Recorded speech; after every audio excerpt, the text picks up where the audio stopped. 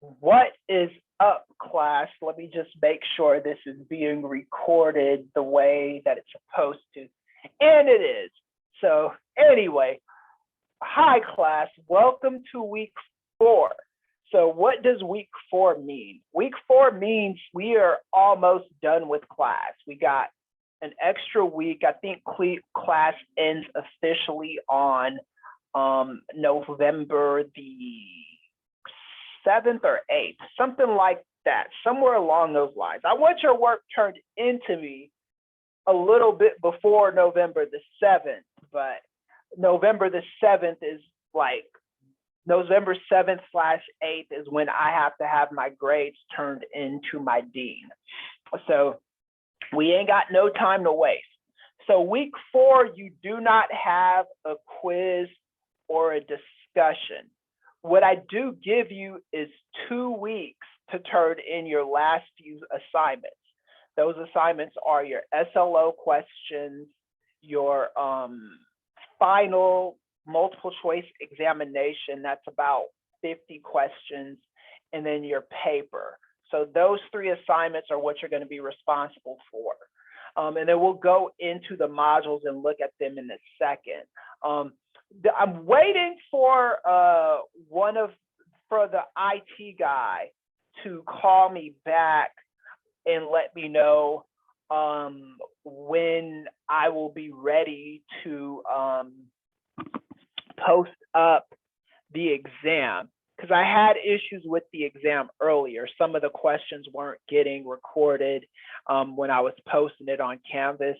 That was an issue. So it's 1 p.m. right now. You're probably watching this at about 3 or 4 p.m. The exam should be posted by at least 6 or 7 p.m. And then you guys will have plenty of time to get that done. All right. So I wanted to answer a few questions from the discussion this week on the First Amendment. There were some really good questions in the discussions, really good posts. I told you ahead of time that if you responded to students and you responded with that bullshit, like where you're like, hey, Paulina, I agree with you, and then that's the end of your post, or just like a 1 or 2 sentence line, you already know I didn't give you full credit for that. So the good news about this week's discussion is I extended it to be due till tonight at midnight. You're watching this video well before midnight, so you have plenty of time. If you didn't post, you got plenty of time to post. If you didn't respond to classmates, you got plenty of time to respond. And if you responded with that bullshit, with the I agree with you, the end, if you responded with that, you got plenty of time to go in there and contribute more poignantly to the discussion. All right. So now that we have that out of the way, let's talk about the First Amendment. So the most questions I seem to get were on these 3 different topics. What I tried to do is if you posted your questions or something you were curious about, I tried to get those questions answered individually on Canvas. But what a lot of students do, and I expected it, they post it on Saturday, which is the day the assignment is due. And, I can't respond to all of those things in one day, all those comments and questions and curiosities. But most of the questions were along this general line. So the first thing is the NAMBLA, the North American Man-Boy Love Association. A lot of people were outraged that a group like that could even exist in a civil society, right? How could NAMBLA exist? I can't believe that the law allows these people to exist, and blah, blah, blah. Yes, NABLA is a very disgusting group. North American Man Boy Love Association. Talk about disgusting, right? You know, wanting to a group that, and I don't know everything about them, but their goal is to make um, molestation legal. So again, they get away with that because they are operating under wanting to make relate those kinds of relationships legal. So we can't accuse them of doing anything unless they're actively saying, I plan on molesting a kid, or they're not or they're out there molesting kids and no one is reporting it or something like that. We can't police thought in the United States of America. That's just how our country goes. So you can think what you want to think and not be arrested for it. You can congregate with who you want to. You can't plot to molest young boys, but you can talk about how you wish it was legal, you know. And I don't know how NAMBLA operates. I know that they have an official website online. I know that what they're doing is protected by the law because they're not necessarily breaking the law. Again, they're just talking about it. And that goes with like skinheads, Nazis, people like that, the Ku Klux Klan. Those people are allowed to exist. What they're not allowed to do is break the law. They can't burn crosses on people's lawn. They're not allowed to plot to do bad things, even though some of those hate groups do actually plot to hurt and injure people. That is not something that the law protects. What the law protects is their right to exist and their right to exist in such a way, hate whoever the hell you want to hate, just not break the law and plot to do bad things to people. So I hope that makes sense to you guys. The law, we don't police thought in this country, because if we did police thought, a lot of people would be getting arrested, right? I know I would have been arrested a few times because, you know, my enemies back in the day, back in my backsliding days, I wanted to do bad things to my enemies, you know what I'm saying? But, you know, now that I'm a professor, a professional and stuff, I don't want to do that no more. And again, those are thoughts. The action and actually acting on those thoughts and plotting and orchestrating crimes is where's the criminality comes into place.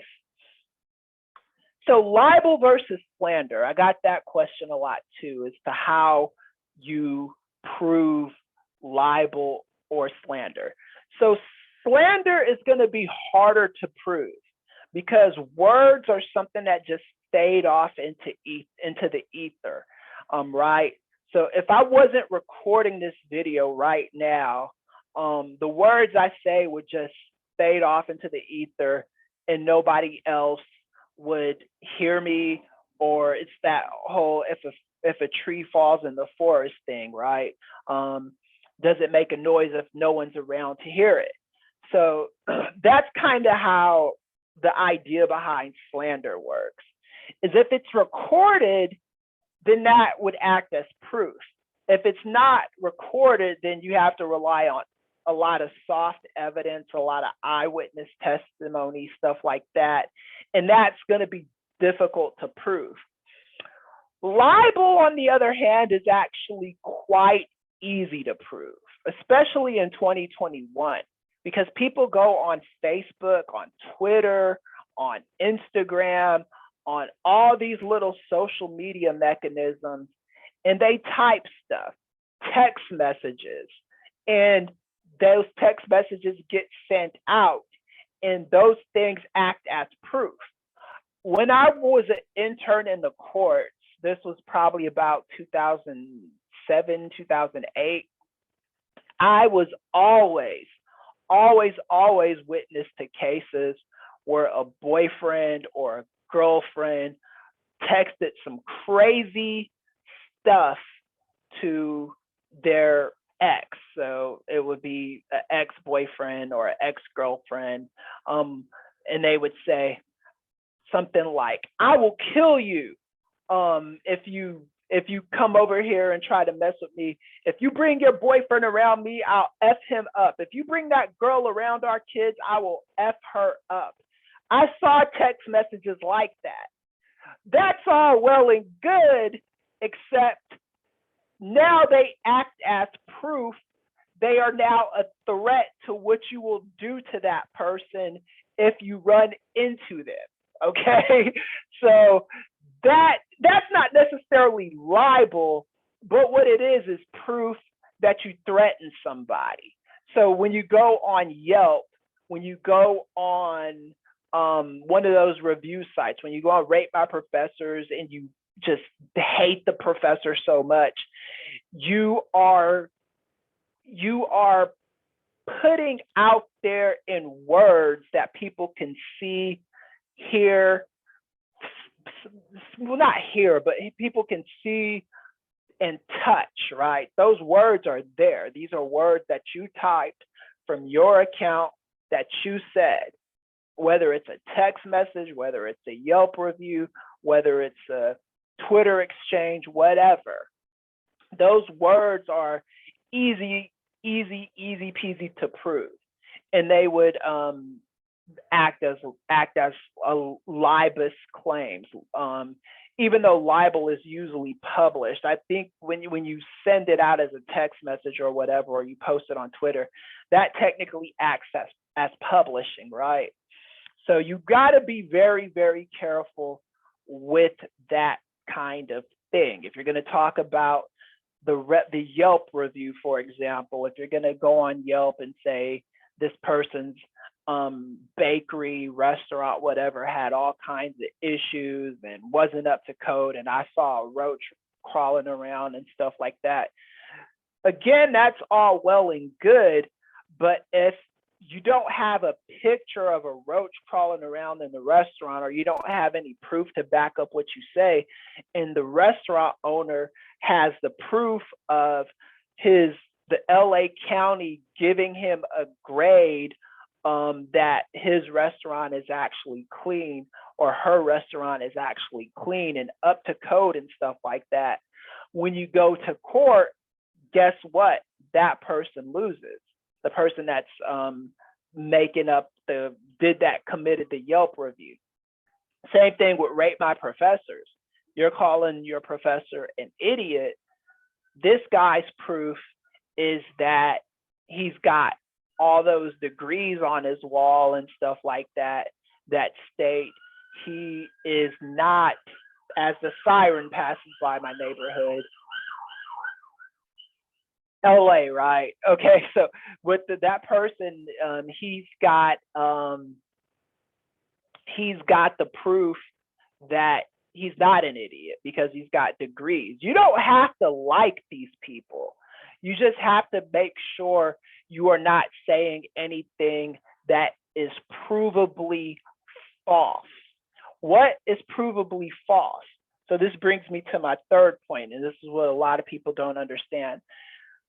It's considered a lie if there's scientific proof to back it up, or there's like court precedent to back it up. So if it's true, then there'll be courts that say, yeah, this is true. And science that'll say, yeah, this is true. If it's false, the science will not show whatever's being said. So with the vaccine mandates, and some of you actually did pick up on this, which I congratulate you for. The vaccine mandates they're kind of funny in a way, but what acts as proof that vaccines work is the science that went behind the vaccines, right?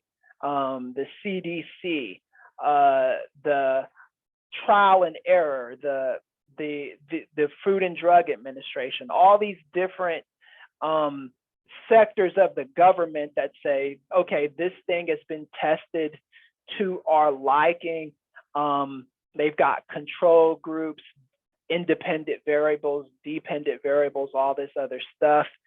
So a business is going to look at that. So a business is going to say, okay, so this is what the government says, this is what the proof shows. So we're going to have a vaccine mandate because the science backs it up.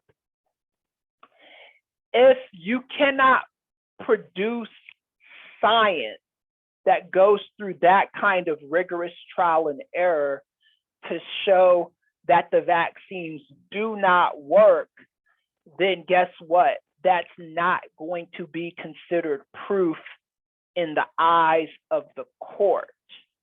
Do you follow what I'm saying? Because what the court considers proof is backed up by science and data or some kind of evidence.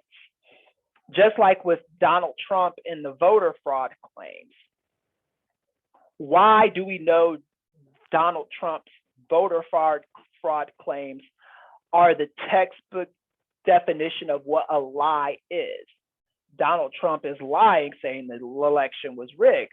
How can I confidently say that Donald Trump is lying? I could confidently say that because he's gone up in front of numerous courts, filed numerous lawsuits, and every single one of those lawsuits was thrown out of court due to lack of proof. In some cases, there wasn't even enough proof to even hear what the lawsuit was about, because the thing about it is you have to have a baseline level of proof before something even makes it to court. Because if you didn't have to have a baseline level of proof, then everybody would be suing everyone of everything. So you've got to have a baseline level. So when Donald Trump took the case to the Supreme Court and he had absolutely no hard proof of vote, the courts were then able to say, okay, let's move on from this. So I can legally say Donald Trump lied about voter fraud just based off that. So I hope you understand that. So now that that's out the way, and I made you listen to that before I got over the school stuff, let's share our screen and let's go over the stuff that you're going to actually need for the exam. And I'll try to timestamp this as well to make things easier on you. So in 5, 4, 3, 2, 1, 0. There we go. All right. So let's go to our modules.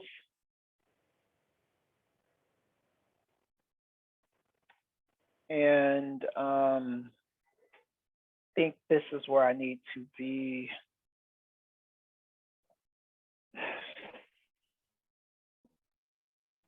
Okay. So we're going to Canvas.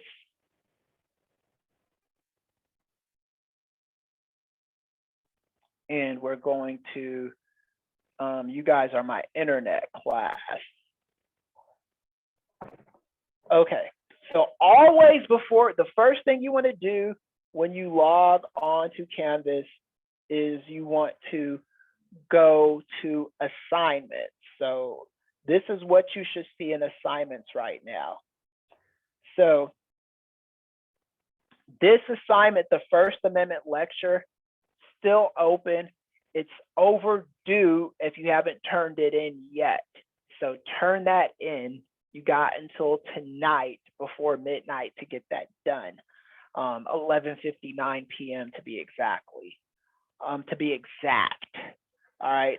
And then you have a final paper that's due on it says November the 8th. Well, I put November the 4th as the due date because if you turn it into me by November the 4th, I can kind of take a look at it and see what you need to correct on it. If you turn it into me on November the 8th, or after November the 4th, then what you turn in is what you turn in. So I won't have time to be correcting and proofreading and stuff. So you really want to get that turned into me by November the 4th. Actually, November the 3rd would work the best, but November the 4th, if you turn it into me by November the 4th, I'll be able to guide you towards an A. All right. And if you like whatever grade that you got, and say you've already got an A, but you got a 7 out of 10 on the paper, if you still have an A, you just want to keep the 7 out of 10, it's your world. It's whatever you want to do. All right. So, and then also what's coming up that I haven't published yet, let me leave student view and show you this assignment, is this assignment is actually your final examination for this class. So let me change the name of that.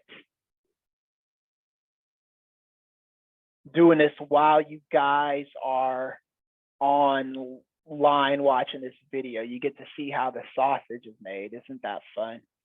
So, and then we got to change the due date. That's the time of that as well. So,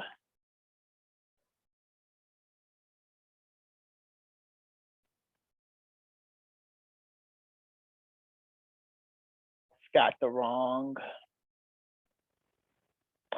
Anyway, should probably do this later. But anyway, so the due date for that is going to be probably about the 8th as well. So just get on that. Get on those SLO questions. Those SLO questions, the right answers will populate after every single time you take that exam.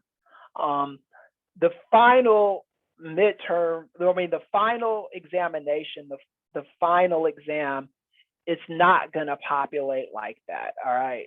So so understand that final exam, it's going to consist of 50 questions from week 1, week 2, and week 3, plus 20 extra questions. Some of those questions are going to come from this video called Obama's Deal, which is posted in the modules right here. Let me show you where that's at.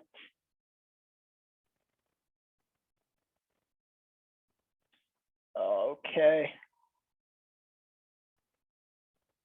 So, Obama's Deal, week 4 midterm week, Obama's Deal, how to write an APA style paper. And then there's some other videos in week 3 that'll help you out with the exam as well. So watch those. Definitely want to watch Obama's Deal, but watch the other videos as well. Make sure you take notes.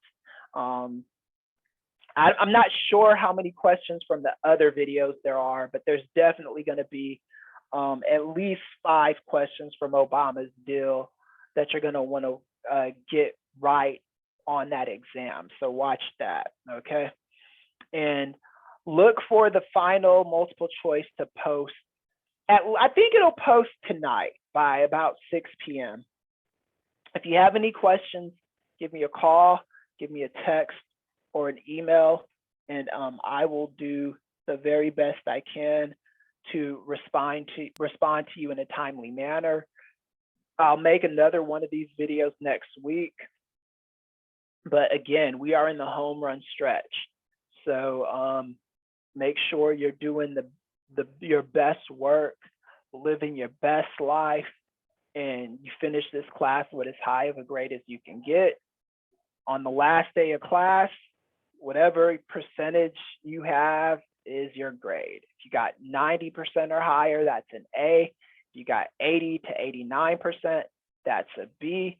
If you got 70 to 79%, that's a C. And if you got like 65%, I can get you out of here with a C. Anything less than the 65% though, probably be seeing you again, or you might want to take another professor. But in any case, it's been a great few weeks so far. Let's get finished strong. And I will catch you guys on the flip side. All right. Again, finals weeks, right? So we got finals the last 2 weeks. Get all that stuff done, and you should be just fine. Peace out.